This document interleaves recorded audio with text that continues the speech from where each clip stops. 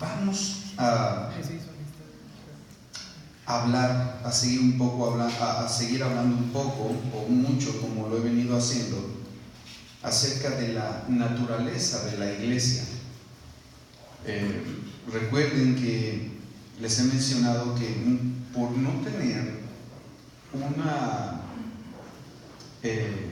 claridad, un conocimiento equilibrado acerca de la naturaleza de la iglesia, ¿por qué es la iglesia? ¿Por qué fue establecida por el Señor? ¿Cuál fue el propósito de establecer una iglesia? ¿Para qué estamos aquí como iglesia? Hemos venido hablando durante el año pasado y ahora parte de sobre esto, porque entendemos que ser iglesia es más que reunirse cada determinado tiempo en 4 paredes y hacer un par de actividades en un par de horas. Ser iglesia es mucho más allá de eso. Y ahora quisiera hablar de un tema en el cual es muy importante que cada uno de nosotros tenga claridad, y es el tema de lo que practicamos hace un momento. Es el tema de la adoración al Señor. Y es necesario hablar porque muchas veces no tenemos muy claro por qué debemos adorar a Dios. Porque una de las formas en que adoramos a Dios es a través del canto, como lo acabamos de hacer hace unos minutos atrás. ¿Y por qué debo cantar? ¿Por qué alzar mis manos? Yo veo que algunos alzan sus manos, yo veo que otros se arrodillan. Un ratito los veo con una sonrisa y luego a los 10 minutos ya los veo llorando. O sea, qué locos están aquí todos, ¿verdad? Y parece que estamos como en una montaña rusa de emociones, montados ahí en el carrito, ¿no? El carrito de la adoración a veces como que así es, ¿no? Nos lleva de aquí para allá. Y hace rato la última canción tiene la particularidad, a mí me gustan todas, pero la última tiene una particularidad, me eleva, que si no estuviera en este cuerpo saldría yo disparado, ¿verdad? Y hermanos, es importante. Así que en esta hora quisiera hablar un poco de la vida de adoración en la iglesia local. Recuerde que usted es la iglesia, no son las paredes. Este es el templo donde nos reunimos, pero la iglesia es usted y soy yo. Así que ahí en su lugar le voy a invitar para que me acompañe a hacer una oración breve, para que el Señor nos dé de su gracia, nos dé de su luz en esta mañana. Padre Santo, gracias por este día que nos concedes, por la oportunidad bella de poder ver un nuevo día, poder estar en tu casa en compañía de la iglesia local, adorándote, teniendo amistad, compañerismo con los hijos de Dios. Gracias, porque creemos que tú eres un Dios de milagros y estamos aquí, Señor, sabiendo que tú actúas en nuestras vidas de diferentes formas. Gracias, Padre, por tu presencia entre nosotros, por el precioso Espíritu Santo, quien es el que nos impulsa a adorarte en espíritu y en verdad, quien es el que trae claridad a nuestro hombre interior y que nos alumbra, Señor, para que nosotros podamos conocerte de una manera plena y profunda. Gracias. Sin su ayuda no es posible entenderte, no es posible conocerte. Así que en esta mañana te adoramos y te bendecimos, porque tú eres Dios, tú eres nuestro Redentor y eres nuestro Señor. Gracias en el nombre precioso de Jesús. Amén y amén. Muy bien, quiero comenzar haciendo 2 preguntas a ustedes. Y la primera es: ¿con qué frecuencia usted adora a Dios cada semana? Cuando hablo de cada semana, estoy hablando de los 7 días de la semana. ¿Con qué frecuencia lo haces? Y la forma en que tú respondas a esta pregunta en este momento en tu interior depende de cómo entiendes lo que es la adoración? Por eso es esencial la pregunta. Y vuelvo a repetirla. ¿Con qué frecuencia adoras a Dios cada semana? Si eres de los que solamente lo hacen cada domingo, eso define mucho tu entendimiento acerca del tema de la adoración. Si eres de los que solamente cuando sientes que el agua te está llegando hasta acá y por ahí oíste que la adoración a uno lo hace libre de esto y de aquello, de eso va a depender mucho tu concepción, tu teología de la adoración. Entonces, es importante tu respuesta. ¿Es adorar entonces algo que hacemos solamente cuando vamos al templo o es más que eso? ¿Usted qué cree que sea? Yo creo que es más que eso. Así que el día de hoy tengo dos objetivos en mente al hablarte de esto. El primero es que escuches, conozcas lo que la Biblia dice acerca de la adoración, y segundo, que comprendamos la relación que existe entre la adoración y las disciplinas espirituales.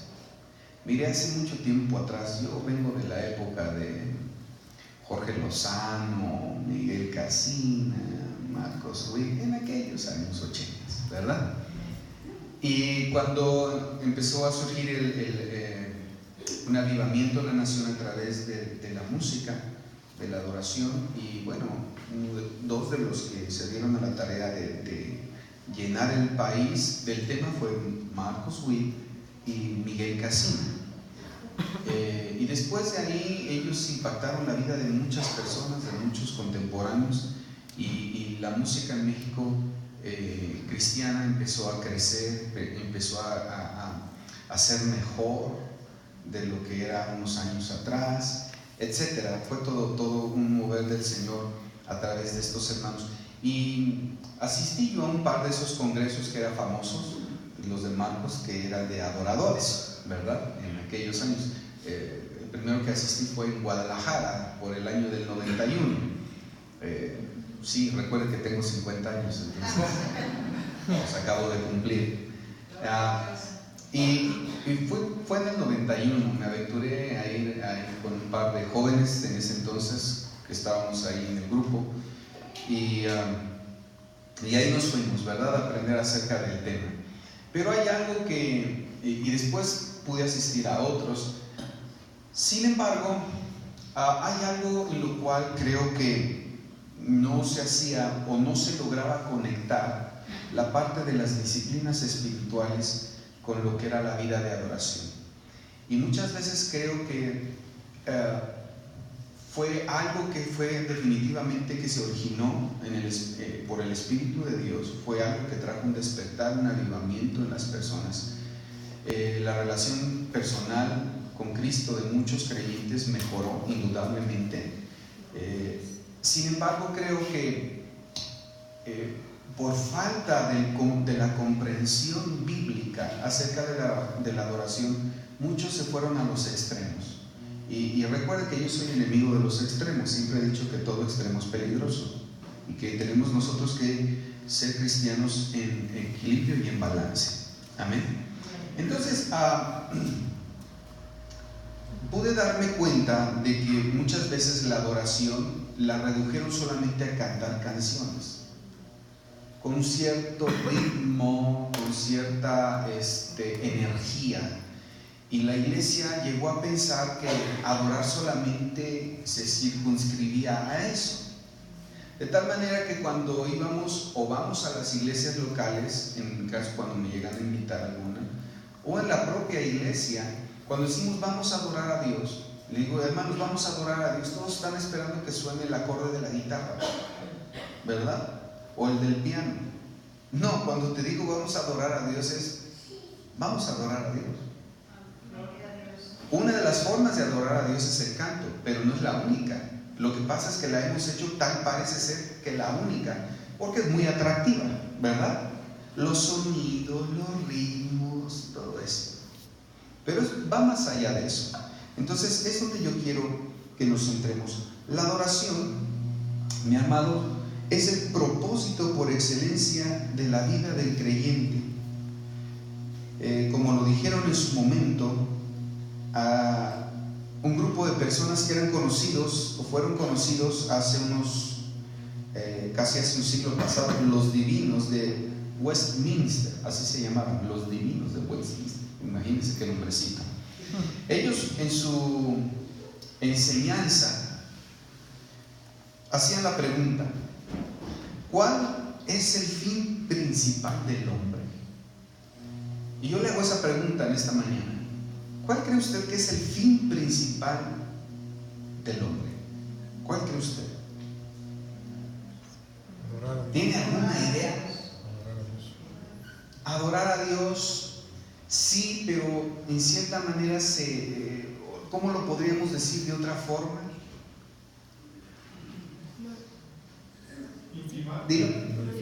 Glorificar. Esa es la palabra. Glorificar, ¿verdad? A Dios y disfrutarlo para siempre. Entonces, cuando nosotros miramos a través de la Escritura, nosotros podemos concluir que ese es el objetivo principal de nosotros. La razón de ser, de estar aquí, es glorificar a Dios y disfrutarlo para siempre. Como dijo Eclesiastés, ¿verdad? El fin de todo el discurso es esto: teme a Dios, ¿verdad? Porque esto es el todo ¿qué? Del hombre. O sea, es temerlo, reverenciarlo, honrarlo, glorificarlo, pero a la vez disfrutarlo. Yo no sé si usted disfrute glorificar a Dios. ¿En serio? Como que no lo noto muy convencido. ¿En serio usted disfruta glorificar a Dios? Eso es muy importante en nuestra vida, glorificar al Señor. Y entonces, al pensar en la adoración, hermano, primero debemos pensar en cuál es nuestro deber básico como aquellos que Dios creó a su imagen, y especialmente a aquellos a quienes Él redimió por la preciosa sangre del Señor Jesucristo. Así que voy a continuación a dar el significado de lo que es glorificar a Dios. Porque es importante que entendamos qué es glorificar a Dios. Tenemos que tener una idea central de eso. Y quiero hablar de un puritano. ¿Han escuchado hablar de los puritanos? De este grupo de creyentes que unas décadas atrás se formó. Bueno, uno de los puritanos, Thomas Watson, ¿verdad? Dice que la adoración, o enseñaba que la adoración consistía básicamente en 4 cosas: agradecimiento, adoración, afecto y sujeción. Lo repito: agradecimiento, adoración, afecto y sujeción. ¿Qué quiere decir esto? Cuando hablamos de agradecimiento, es de glorificar a Dios o apreciarlo, poniéndolo a Él en lo más alto de nuestros pensamientos. ¿En cuántos de tus pensamientos Dios está presente? Cuando nosotros leemos el libro de los Salmos, nosotros encontramos al rey David, que sus pensamientos, Dios siempre estaba presente. En los momentos de alegría, en los momentos de angustia, en los momentos de paz, en los momentos de guerra, en todo tiempo vemos a un rey David que aprendió a poner o a colocar a Dios en el centro de sus pensamientos. Aun cuando él experimentó todo lo que usted y yo experimentamos en nuestros días, David encontró la forma de traer equilibrio y balance a su vida. ¿Y sabe cómo lo logró? Poniendo a Dios en el centro de sus pensamientos. Él no dejaba que los diferentes emociones y sentimientos que él experimentaba por las diferentes situaciones que él vivió en su niñez, en su adolescencia y en su vida adulta, él no permitió que estos pensamientos, llamémosles si quieren negativos, que se presentan a través de depresión, de desánimo, de tristeza, de amargura, él nunca permitió que esto dirigiera el rumbo de su vida. sino que él, a pesar de que experimentó esas cosas humanamente hablando, enojo, resentimiento, él logró poner a Dios en el centro de sus pensamientos. Y eso fue lo que hizo de él un hombre equilibrado y balanceado. Un hombre que sí experimentó todas estas cosas, pero cuando está el libro de los Salmos, él hablaba de esta situación, cómo se sentía, lo que provocaba en su vida el conflicto, pero usted ve al final terminando glorificando a Dios siempre, en todo momento. En todo momento. Y es algo que usted y yo debemos de aprender, porque lamentablemente puedo ver la vida de muchos creyentes que cuando pasan por determinadas situaciones, lo último que hacen o lo último que están pensando es glorificar a Dios. Es más, ¿por qué a mí? ¿Y por qué yo? ¿Y por qué esto? ¿Y por qué aquello? Ahí no se está adorando a Dios. Entonces es importante. Adoración. Mire, adorar en sí es atribuirle a Él todo honor y alabanza. Es reconocer que solo Él es digno de toda nuestra reverencia y adoración. Afecto, amar a Dios con todo nuestro corazón, con toda nuestra mente, con toda nuestra alma y con todas nuestras fuerzas. Toda nuestra persona es dada a amar a aquel que es completamente majestuoso. ¿Cómo están tus afectos? David hablaba de la parte de los afectos. ¿Sabe qué? Y cuando hablo de los afectos, hablo de los apegos. Uno de nuestros mayores problemas como seres humanos es la parte de los apegos, de los afectos. Separarnos de ciertas personas y de ciertas cosas, ¿cómo cuesta trabajo? Aunque sabemos que son tóxicas. ¿Sí o no? Pero David, repito, un hombre que logró vencer, él dijo: en cuanto a mí, mi afecto hacia la casa de Dios es mi mayor prioridad. Fue un hombre que aprendió a trabajar con el área emotiva de los afectos, de los apegos. ¿Cómo estás tú en el área de tus afectos, de tus apegos? Eso es importante que lo mires. Siguiente, sujeción. Cuando hablamos de sujeción es de hablar de una dedicación completa a la obediencia de nuestro Dios. Es someternos a su voluntad y estar listos para servirle. Amén. Ejemplo, Josué, ¿se acuerdan? Al final del libro de Josué, él congrega a todo el pueblo y hace una remembranza desde que el Señor los sacó de la tierra de Egipto, todo lo que hizo en el transcurso de esos años, hasta que son introducidos en la tierra prometida, y luego la parte que le corresponde a él como líder de Israel: luchar, vencer, establecer, etcétera, etcétera. Al final de sus días dice: bueno, ustedes ya saben todo lo que Dios hizo por ustedes, por nuestros descendientes. Y bueno, y aún a esas alturas muchos todavía andaban con dudas en su corazón de si tenían que seguir a Dios y servirle. Entonces Josué hace una resolución y determina algo. Miren, yo no voy a andar como líder de ustedes, atrás de ustedes, empujándolos, tratándolos de convencer de qué es lo mejor para ustedes. No, yo no voy a hacer esa clase de líder. Se entiende que el líder es el que va al frente y los demás los tienen que seguir. Un líder no es el que está atrás de la gente empujándolos, tratándolos de convencer que es lo mejor para su vida. Tampoco eso es un pastor. Un pastor, hasta donde yo sé, es el que va al frente y va dirigiendo a las ovejas. Dice: las ovejas oyen mi voz y me siguen. No dice que él sigue el balido de las ovejas. ¿Está aquí conmigo? Entonces, ¿qué es lo que sucede? Que muchas veces, hermanos, es lo que resuelve Josué. Mi casa y yo, si ustedes quieren seguir sirviendo, quieren seguir teniendo un corazón dividido, si en el área de sus afectos quieren seguir teniéndola tan fraccionada como la tienen, esa es su decisión. Pero yo en mi casa serviremos al Señor. Punto, se acabó el asunto.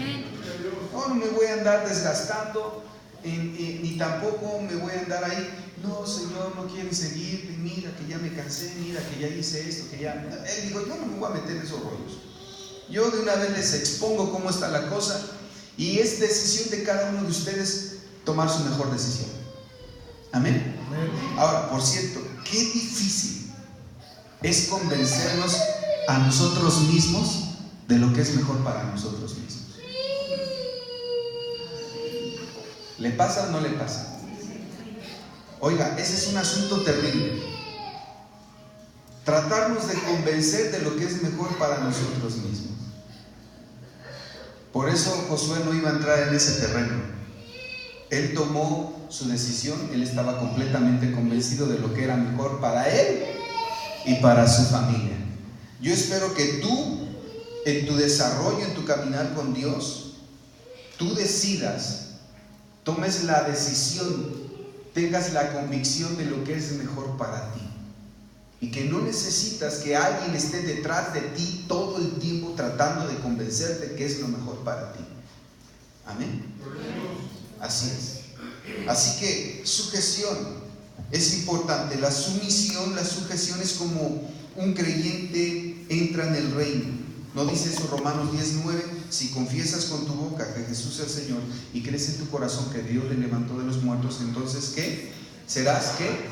No puedes entrar salvo si no te sujetas a Dios, entras con sumisión, aceptas su voluntad, aceptas el don de la gracia que viene a través del Señor Jesucristo. Así que, hermanos, esto es muy importante. En síntesis, la fe en la persona de Jesús hace posible la adoración cuando se hace a través del amor. El resultado de nuestra fe es un amor a Cristo cuando está acompañado de un vaciamiento de nosotros. Amén. Si yo te hiciera la pregunta, ¿cuántos aman a Dios? Creo que todo el mundo levantaría la mano. Ahora, ¿cómo yo puedo tener la evidencia de que verdaderamente lo que tú me estás diciendo es cierto? Pues porque se lo estoy diciendo, pastor, no es suficiente. Es más, te voy a decir, ni para Jesús es suficiente. ¿Se acuerdan? Después de la resurrección se encuentra con Pedro. Sí, aquel Pedro que le gustaba hablar de más. Que por cierto ya el Señor le había dado unas... Bueno, no el Señor, el diablo ya le había pegado una buena zarandeada y aprendió una buena lección.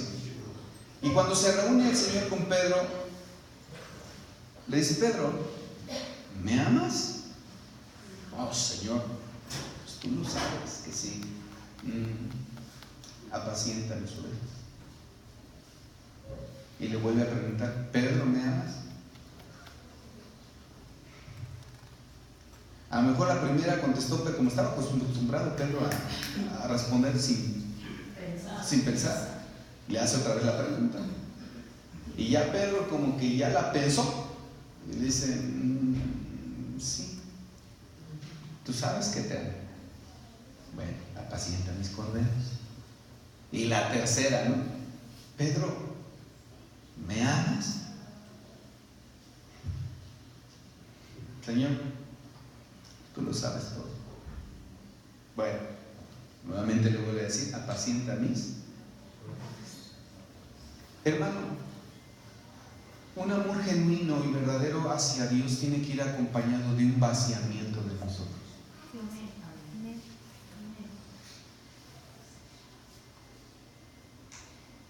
El que quiera venir en pos de mí, nieguese, vacíese de sí mismo. Deje su egolatría, su egocentrismo fuera de esta relación, porque eso no funciona en esta relación. ¿Quieres tener una relación con Jesús? A ver, pregunto. ¿Quieres verdaderamente tener una relación con Jesús? Es hora de vaciarte de ti mismo. Amén. Juan lo dijo de esta manera: a él le conviene crecer y a mí vaciarme, venir a menos. ¿De cuánto te has vaciado de ti mismo en este tiempo que dices que tienes una relación con Jesús? ¿De cuánto nos hemos vaciado nosotros que decimos que amamos a Dios? Esa es la manera de medir el amor a Dios. Sí se puede medir, y se mide en esa manera. ¿Cuánto me he logrado vaciar de mí mismo y permitir que Él crezca en mi vida? Entonces, la adoración implica la totalidad de la existencia del hombre, porque está dirigida hacia Dios como la autoridad suprema sobre su creación y el Salvador de los que hemos sido redimidos. Entonces, escuche, las disciplinas espirituales son medios de crecimiento en santidad que encuentran su lugar en una vida completamente consagrada a Dios. Alguien, por favor, rápidamente, Romanos 12:1. Voy a pedir a otro hermano que localice Apocalipsis 4:10 al 11 y otro hermano Apocalipsis 5:9-14. Por favor, el que tenga Romanos 12:11, léalo rápidamente. Así que, hermanos, os ruego por la misericordia de Dios que presenten nuestros cuerpos en sacrificio vivo, santo, agradable a Dios, que es vuestro culto racional. Ahora, ¿de qué está hablando ahí? De que esto es un acto espiritual de adoración. ¿Cuántos quieren adorar a Dios con su vida? Amén. Ok, entonces dice que tú y yo nos debemos de presentar en sacrificio, ¿qué? Vivo, agradable. ¿Y qué más dice? Vivo, agradable, santo a Dios. ¿Se imaginan? Eso es adorar a Dios. Dice, eso es parte de su culto común, cotidiano, racional. Entonces, mis amados hermanos, esto es adorar a Dios también. Vivir una vida en santidad. Vivir de una manera santa, de una manera que le agrada a Dios, es adorar a Dios. ¿Me está escuchando? Entonces se da cuenta cómo no solamente es cantar. Porque pareciera ser que es sencillo cantar, repetir canciones, etcétera, etcétera. Es muy fácil hasta cierto punto. Pero vivir en santidad, pregunto yo, creo que demanda un mayor esfuerzo y una mayor entrega que cantar, ¿cierto o no? Así es. Y debe de existir una evidencia física. Ahora, entonces, ¿por qué debemos adorar a Dios? Apocalipsis nos da dos razones poderosas por las cuales debemos adorar a Dios. La primera está ahí en Apocalipsis 4:10-11. ¿Alguien lo tiene? Léalo.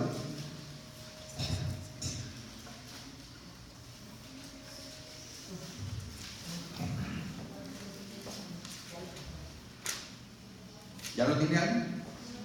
¿O lo leo yo? Bueno, lo leo. Los 24 ancianos, Apocalipsis 4:10 al 11, dice, se postraban delante del que estaba sentado en él. Se postraban, subraya esa parte. Y adoran, al que vive por los siglos de los siglos.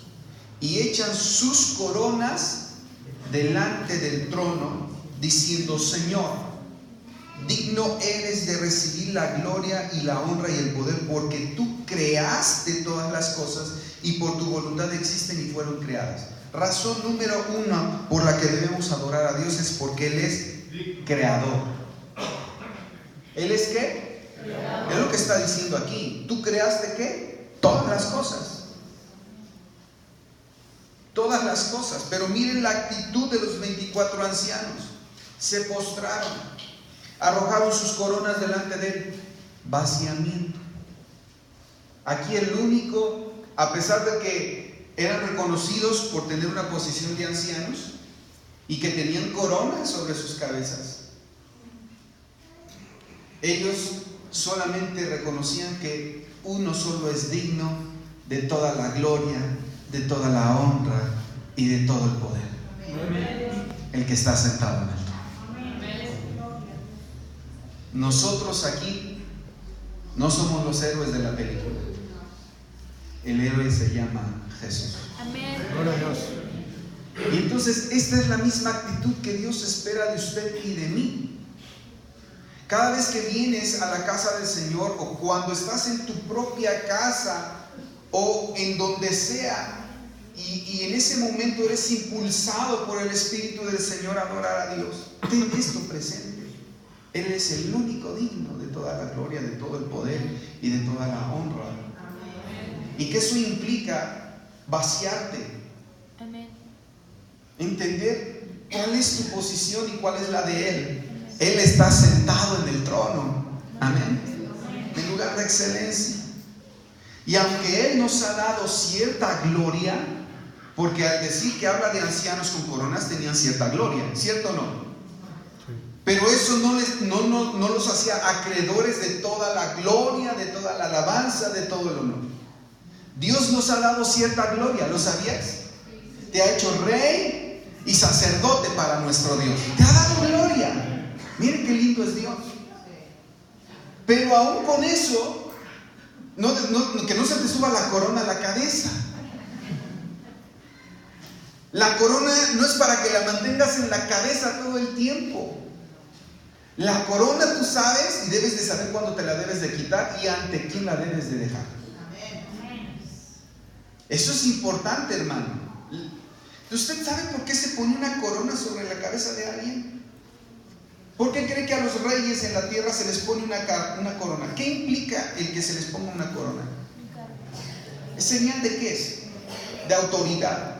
Señal de soberanía, de que esa persona que tiene la corona es el que tiene la última palabra, es el que es digno de todo. ¿Sí o no? Mire, tenían cierta gloria los ancianos entonces, y tú también tienes cierta gloria porque Él te la ha dado. Pero que no se nos suba la corona a la cabeza, porque aunque tengas corona, hay uno que tiene una corona más grande que tu corona. Y nosotros tenemos que rendirla a Él. Y decirle: aquí está. Solo tú eres digno. Vaciarnos continuamente. Entonces, cada vez que vas a Dios a un encuentro en adoración, en reconocimiento de su soberanía, de su supremacía, ¿sabes qué haces? Te vacías de ti mismo. Y entonces Dios puede actuar. Hay personas que no les gusta adorar a Dios. No esperes mucho actuar del Señor en tu vida. Hay personas que les cuesta mucho trabajo expresar adoración, alabanza a Dios de diferentes formas. Aquí el canto no aparece. Aquí aparece que se postran. Aquí aparece que quitan las coronas. Y hacen una declaración, no la están cantando.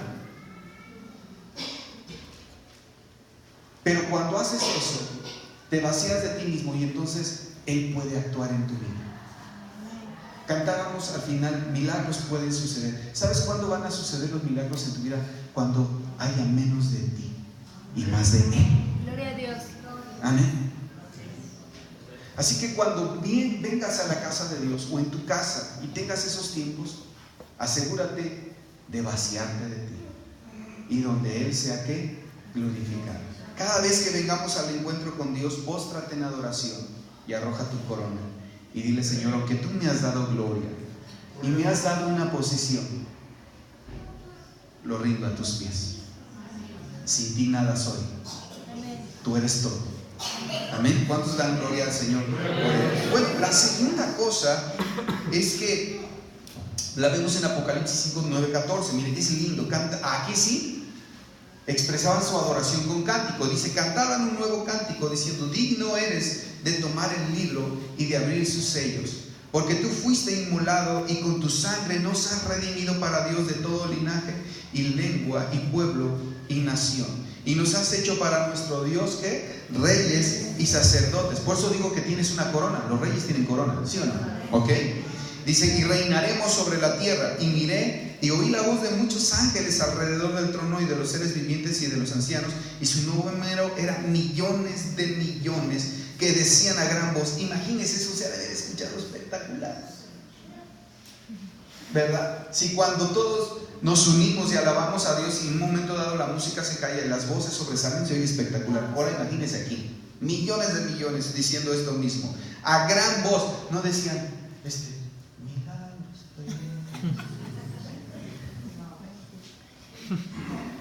así no lo hacían. ¿Cómo lo hacían? A gran voz, con fuerza, con pasión, amén, con entrega. Hay nada de, ay, ¿qué va a decir el que está al lado? ¿Verdad? No, ahí no importan esas cosas. Y entonces, el cordero que fue inmolado es digno de tomar el poder, las riquezas, la sabiduría, la fortaleza, la honra, la gloria y la alabanza, y todo lo creado que está en el cielo y sobre la tierra y debajo de la tierra y en el mar y en todas las cosas que hay en ellos. Oí decir al que está sentado en el trono y al cordero, sea la alabanza, la honra, la gloria y el poder por los siglos de los siglos. Los 4 seres vivientes decían amén, y los 24 ancianos se postraron sobre sus rostros y adoraron al que vive por los siglos de los siglos. ¡Qué espectacular! Eso tiene que suceder en la tierra también. Usted dirá, bueno, es que eso va a suceder todavía y ya. No, tiene que suceder aquí en la tierra. Amén. Y Dios espera que tú seas un actor activo y no pasivo. No, más bien quiere que seas un actor, no un espectador. Aquí no estamos viendo ningún espectador. ¿Sí entendemos la diferencia entre un espectador y un actor? El espectador es el que está en la butaca sentado. Y me recuerda a los viejitos de los mopeds. ¿Cuántos llegaron a ver a los viejitos de los mopeds? A esos dos que estaban en el balcón. Todo el tiempo nada más mofándose y criticando al actor. A veces me da la impresión de que algunos creyentes están sentados en ese balcón y con la misma actitud. Ay, no haría eso, ¿verdad? Dios me libre, ¿no?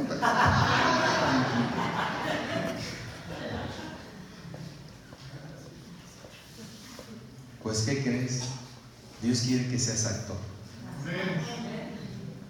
¿O qué nos creemos como para no postrarnos? ¿De qué estirpe venimos? Que se nos hace quizás muy bajo arrojar nuestras coronas y andar levantando la voz y diciendo estas cosas. Va a decir como decía Cantinflas, no Cantinflas, Tintán en una de sus películas, ¿verdad? Es que yo soy uno de las altas Torres y Pérez. Bien rimbombante el apellido, ¿no? Pues seremos, como se dice vulgarmente, la divina garza envuelta en huevo, ¿verdad? Eres hijo de Dios, cantábamos. Soy un hijo de Dios. ¿Cuántos hijos de Dios tengo aquí? Escuchen, tenemos que adorar a Dios de esa manera. Y termino, quisiera decir más cosas, pero voy a terminar porque hay mucho más que decir, lo diré en su momento, pero quiero terminar con adquirir una mayor comprensión del tema de la adoración, y para eso quiero hablar de 3 conceptos centrales de la adoración. Primero, homenaje. Diga conmigo, homenaje. Segundo, servicio. Tercero, reverencia. Repitamos, homenaje, servicio y reverencia. Entonces, vuelvo a hacer la pregunta, ¿qué queremos decir con adoración? Curiosamente, en ninguna parte de las Escrituras se define realmente la adoración, curiosamente. Pero cuando los términos bíblicos claves para la adoración son examinados en una variedad de contextos, está claro que los conceptos centrales son homenaje, servicio y reverencia. Homenaje, ¿a qué me refiero con homenaje? Bueno, este verbo hebreo, homenaje, es el que más comúnmente se traduce como adorar en la Biblia. ¿Y qué significa? Significa literalmente doblarse sobre la cintura. Esto se ve más en las culturas orientales. ¿Se ha visto a los japoneses cuando se saludan? ¿Qué es lo que hacen? Una reverencia. ¿Ha visto usted a los musulmanes cuando están ahí haciendo sus oraciones, etcétera, etcétera? ¿Qué hacen? Reverencia, y luego se postran. Los judíos hacen exactamente lo mismo. Cuando van ellos en sus tiempos de oración, y cuando uno puede mirar algunos videos ahí en el muro de los lamentos, ellos constantemente están haciendo esto. Constantemente. Y agachados y constantemente. Homenaje, reverencia. Eso implica, porque es un reconocimiento. En los reinados, cuando el rey entraba en la corte, ¿qué cree que hacían todos los que estaban en la corte? Hacían esto y así se quedaban, porque era una señal de respeto, homenaje. Si Jesús entrara por esa puerta, ¿qué haría usted? Ay, me pondría a llorar, pastor. Aparte,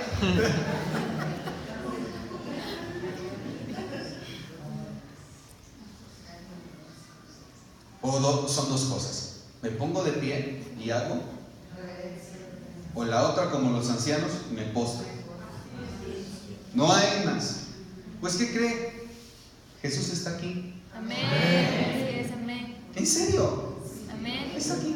Amén. Pero a veces parece como si Jesús no estuviera entre nosotros, porque estamos como muy en una adoración muy inactiva. ¿Me explico? En una adoración muy ¿cuál es el término que quiero usar? A ver, ayúdenme algunos, quizás me puedan ayudar con el... Indiferente. Una adoración indiferente, o una adoración basada en conceptos religiosos, como la mujer samaritana. ¿Se acuerdan de la mujer samaritana? Entre los temas que quería hablar con el Señor, se puso muy teóloga, ¿no? Le quería enseñar al Señor. Bueno, como muchas veces nosotros le queremos enseñar. Entonces, ¿qué dijo ella? No desviando la atención, queriendo que ya no tocara asuntos personales.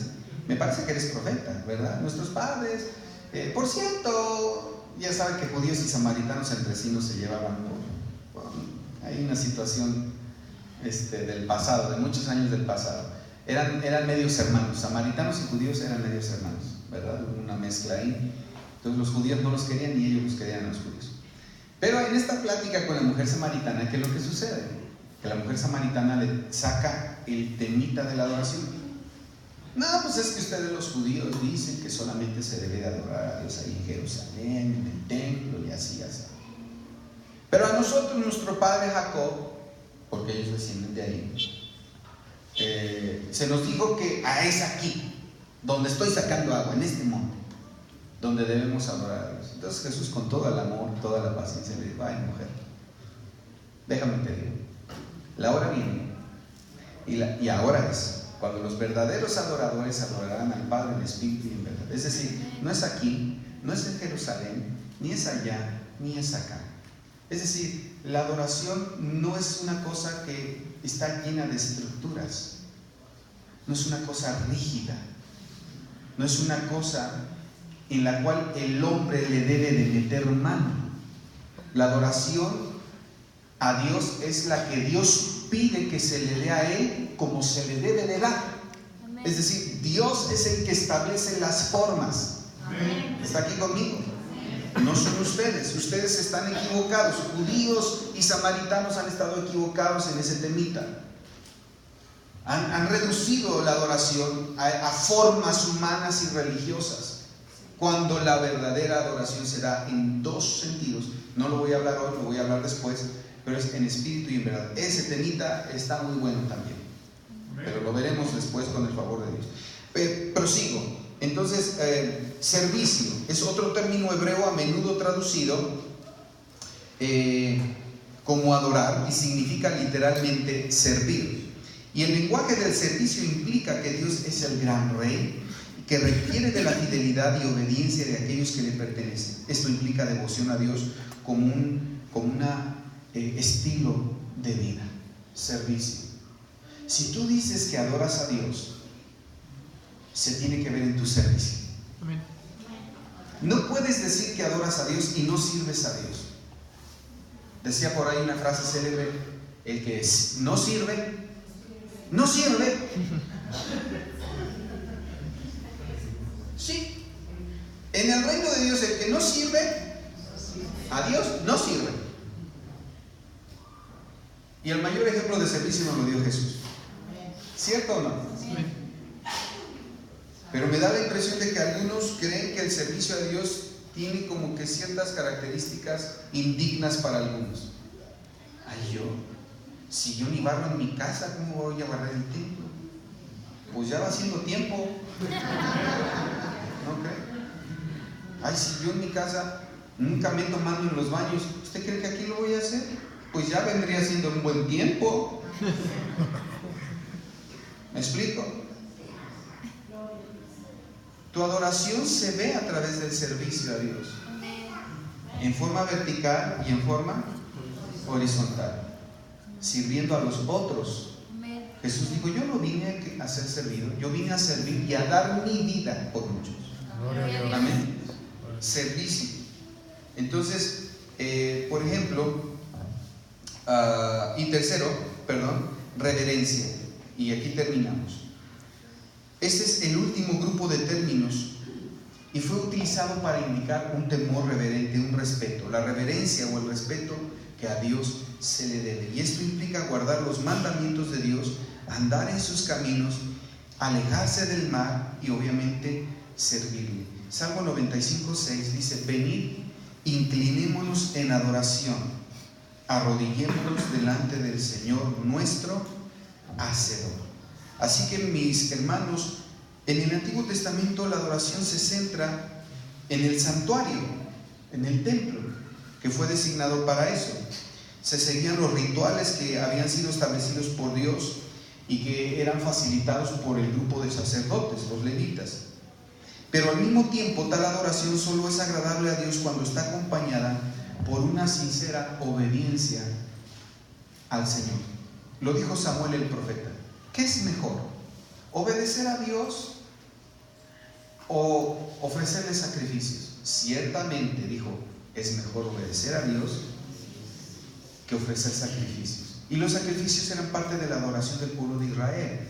Entonces, por fin, ¿Dios se está contradiciendo? No, no se está contradiciendo.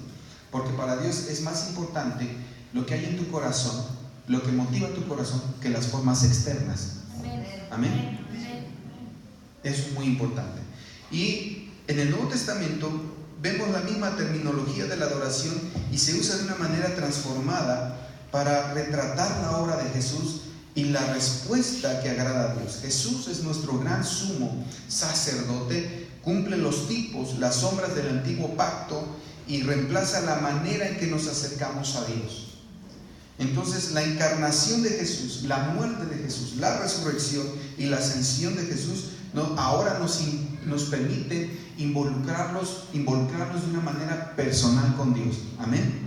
Ya no necesitamos más intermediarios terrenales, ni ceremonias, ni rituales. Gracias a Jesús tenemos acceso al lugar santísimo por medio de la sangre que Él derramó en la cruz por nosotros. Entonces, la adoración aceptable significa acercarse o comprometerse con Dios. Escuche, me gusta esta palabra, comprometerse con Dios.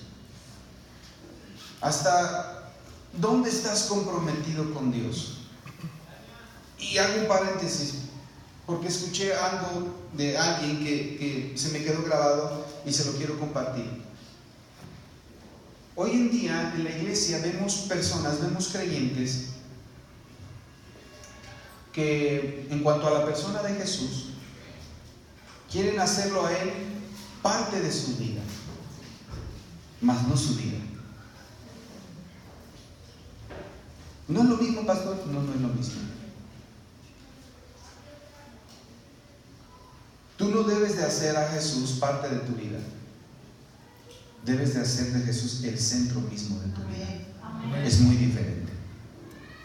Porque si solamente Jesús es parte de tu vida, es como un accesorio más en tu vida. Lo tomarás como tu salvavidas en los momentos de peligro o de angustia. Lo tomarás como tu médico solamente en los momentos de enfermedad. Lo tomarás como tu psicólogo en los momentos de depresión. Lo tomarás como tu consejero en los momentos de tomar una decisión. Pero Él no quiere ser en tu vida el consejero, el psicólogo, el médico, el líder. Él quiere ser el Señor de tu vida. Amén. No quiere ser un accesorio en tu vida, no quiere formar parte de tu vida. Quiere convertirse en el centro mismo de tu vida. Amén. Que Él sea tu respirar. Que Él sea la razón por la cual tú despiertas cada día. Amén. Que Él sea todo. Amén. Eso implica una adoración, ¿verdad?, aceptable, comprometida en los términos que Él propone y de la manera que Él la hace posible. Entonces, termino diciendo que la verdadera adoración es revelada por Dios y es posible gracias a la obra redentora de Cristo Jesús. Ponte de pie ahí en tu lugar.